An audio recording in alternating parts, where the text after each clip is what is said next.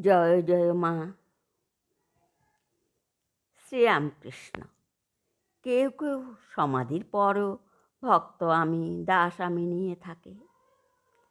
আমি দাস তুমি প্রভু, আমি ভক্ত তুমি ভগবান, এই অভিমান ভক্তের থাকে।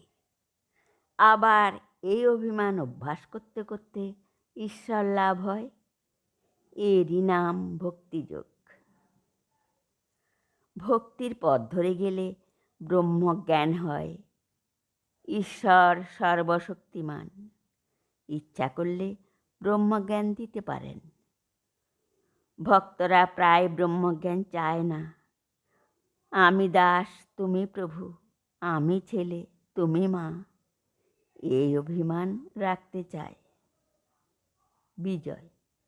যারা বেদান্ত বিচার করেন তারাও তো তাকে